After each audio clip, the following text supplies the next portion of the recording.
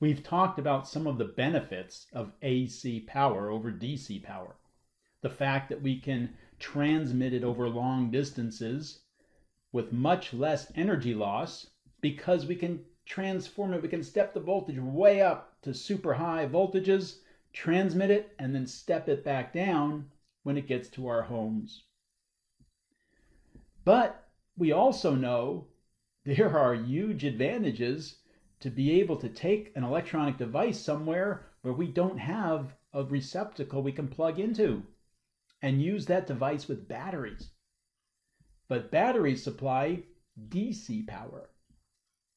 Well, wouldn't it be nice if we could convert our AC power to DC so we could recharge batteries and operate battery-operated devices from the power in our wall when we're at home or near a receptacle we can plug into?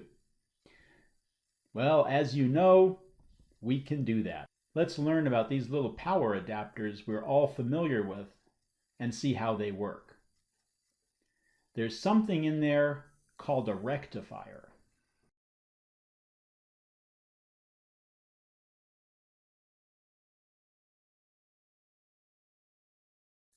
A rectifier converts AC power to DC power. An inverter converts DC to AC, but right now we're talking about rectifiers.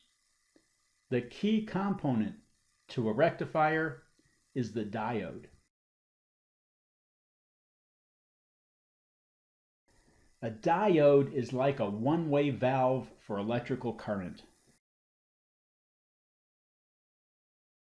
It allows current to flow in one direction, but not the other direction. The symbol for the diode looks like this, and the arrow points in the direction that current can flow. Let's see how this makes conversion from AC to DC possible. In this case, we have some AC source voltage being applied to some load, a resistor of some type. Maybe it's a light, maybe it's a toaster, maybe it's a laptop, some load resistor. We know that our source is putting out an AC signal, a sine wave, and that's the same as the voltage we would read across the resistor.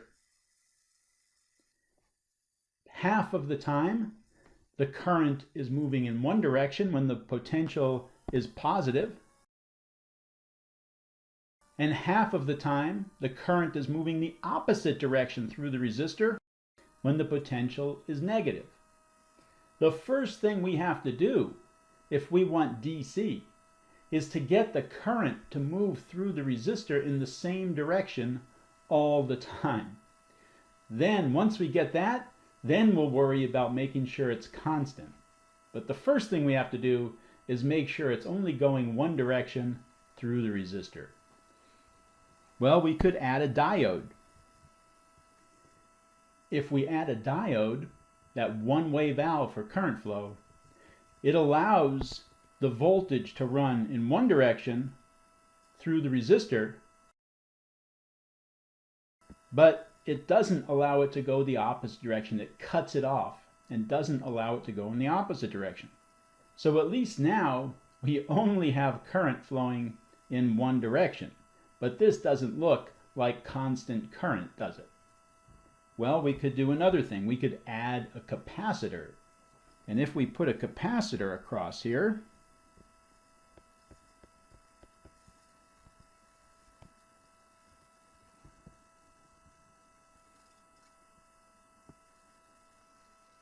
that capacitor will charge up while we have current running through the resistor. And when the diode cuts off the current, the capacitor will discharge through the resistor. And we know what an RC circuit looks like. It looks something like this. We get a charging capacitor, and then what happens when the diode cuts it off? We have a discharging capacitor, and then a charging RC circuit, and then a discharging. And if we pick the values appropriately, we can get this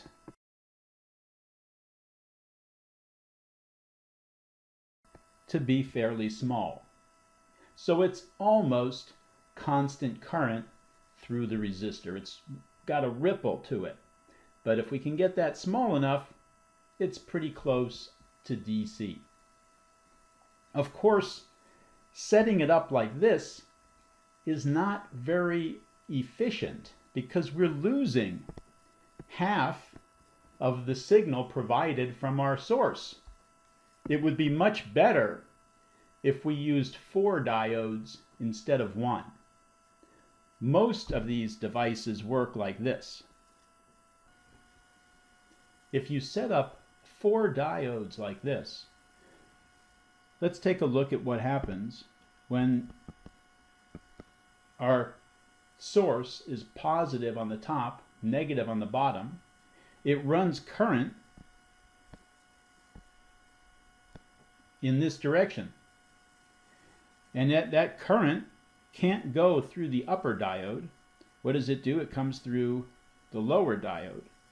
And it can't go backwards through the diode. So it comes this way to our resistor.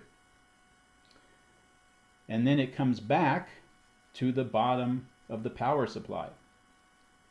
When the potential flips and the bottom is higher potential than the top, current flows in the other direction.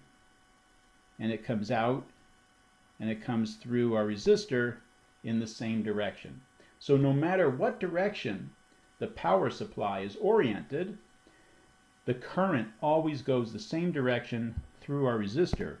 The voltage across the resistor would look like this.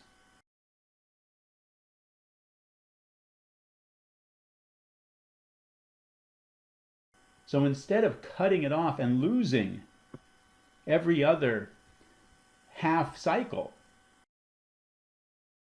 every part of the cycle is being supplied to the resistor. But these diodes ensure that the current always flows the same direction through the resistor. Now, if we add our capacitor across the resistor here, then that turns this signal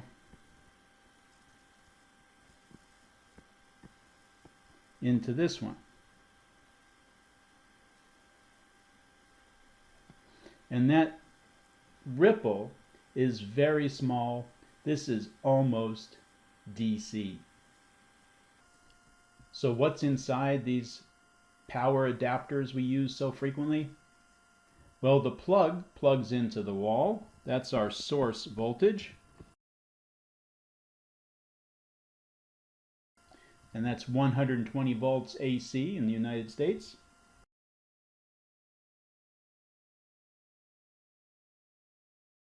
This symbol is for a transformer.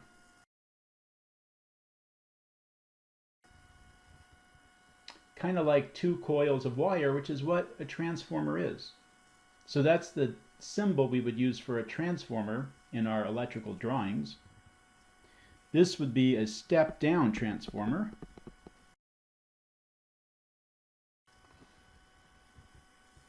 So that steps the voltage down from the 120 volts that comes out of the wall down to whatever voltage the device operates at normally. If you would operate your device on a 9-volt battery, this would step it down to 9 volts, so you could operate your device on this instead.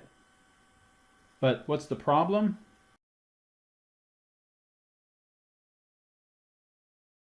It's still AC power, alternating current. Because you have to have the transformer while you have AC current. You can't make it DC and then put a transformer in there. The transformer only works with AC power. Now you can convert it. You can put it through your rectifier. I've drawn 1 diode here with the capacitor, but we know that they probably have 4 diodes with the capacitor, and that turns this